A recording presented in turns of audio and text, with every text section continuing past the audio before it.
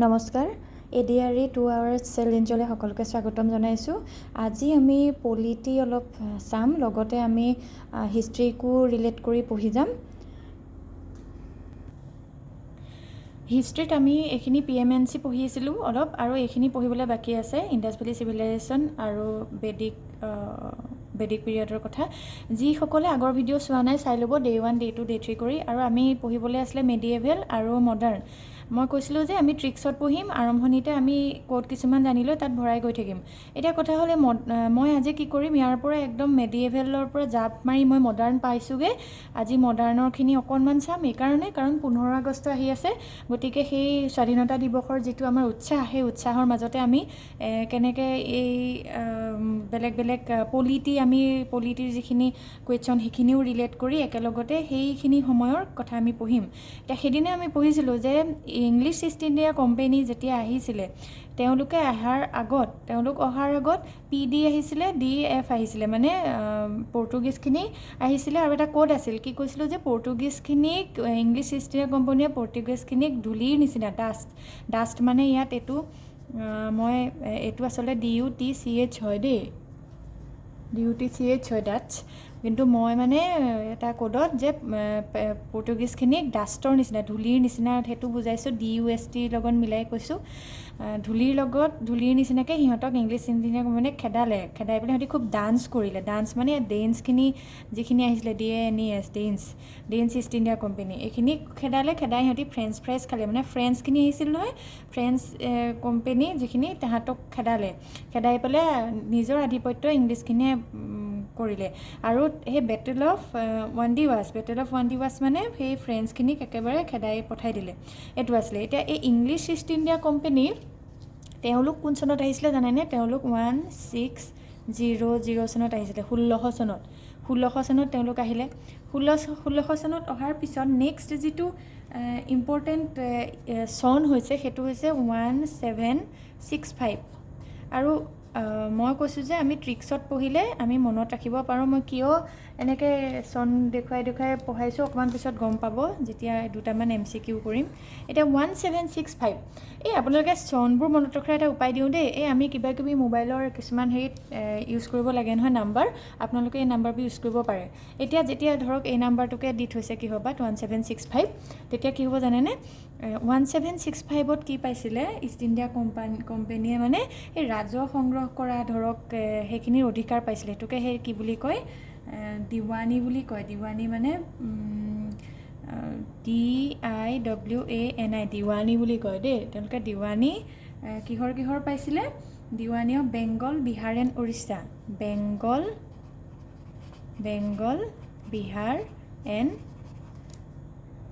উৰিষ্যাৰ পাইছিলে।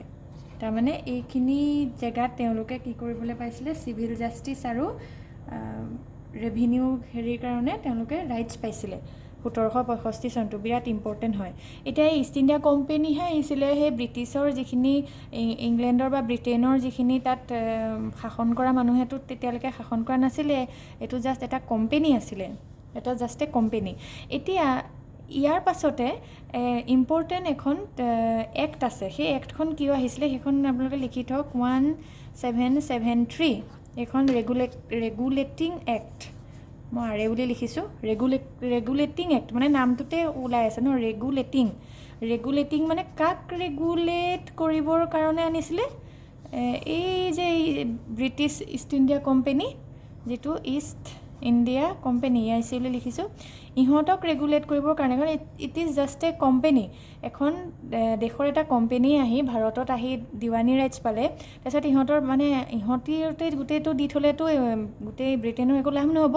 সেইকাৰণে ৰেগুলেটিং এক্ট আনিছিলে। আৰু ৰেগুলেটিং এক্টত কি কৰিছিলে সেইখিনি আমি MCQ যেতিয়া আজি কেইটামান চাম তেতিয়াও আমাৰ ক্লিয়াৰ হৈ যাব। আমাৰ কাৰণে ইম্পৰ্টেণ্ট ৰেগুলেটিং এক্ট 1773।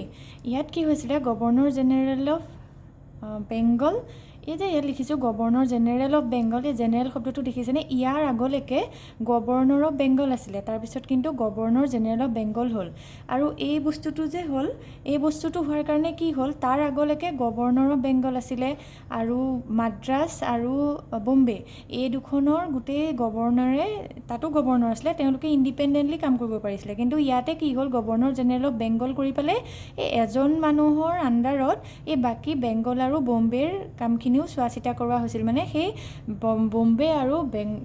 বম্বে আৰু মাদ্ৰাছৰ গোটেই গভৰ্ণৰৰ কামখিনি আঁতৰাই দিয়া হৈছিলে। গতিকে এইটো সেইখিনি সময়ত গভৰ্ণৰ অফ বেংগলৰ পৰা গভৰ্ণৰ জেনেৰেল অফ বেংগল কৰা হৈছিলে বাই ৰেগুলেটিং এক্ট 1773। আৰু এইটো ইম্পৰ্টেণ্ট যে who was the first governor general of Bengal, Warren Hastings, এইটো মনত ৰাখিব। তাৰপিছতে আহিলে চাৰ্টাৰ এক্ট 1833, এইটো one of the most important day. 1833 আমি পিছত গম পাম কিয়, কাৰণ মই কৈছোঁ যে আমি অলপ অলপ চাম, তাৰপিছত পিছত এড কৰিম। সেই যে গভৰ্ণৰ জেনেৰেল অফ বেংগল, সেইটো গভৰ্ণৰ জেনেৰেল অফ ইণ্ডিয়া কৰি পেলালে। গভৰ্ণৰ জেনেৰেল অফ ইণ্ডিয়া কৰিলে গোটেই ভাৰতখনৰ কাৰণে, কাৰণ এইখিনিলৈকে আছিলে কি যে governor general of Bengal Madras, Bengal Madras Bombay, এইখিনিতহে ইহঁতি, ইয়াত কিন্তু গোটেই ভাৰততে 1833 চনত ইহঁতৰ গভৰ্ণৰ জেনেৰেল অফ ইণ্ডিয়া গোটেই গোটেই ইণ্ডিয়াখনৰে স্বীকৃতি পাইছিলে। আৰু এইটো উইলিয়াম বেণ্টিং আছিল first governor general of India. এইটো আহিছে কুৱেশ্যন, গতিকে মনত ৰাখিব।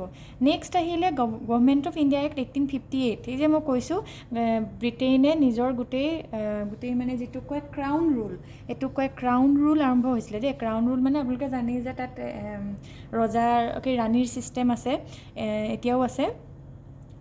তেতিয়া সেই গোটেইটো গভৰ্ণৰ জেনেৰেল অফ ইণ্ডিয়াটো গৈ ইট বিকামছ ভাইচৰয় হ'ল আৰু ফাৰ্ষ্ট ভাইচৰয় আছিলে লৰ্ড কেনিং।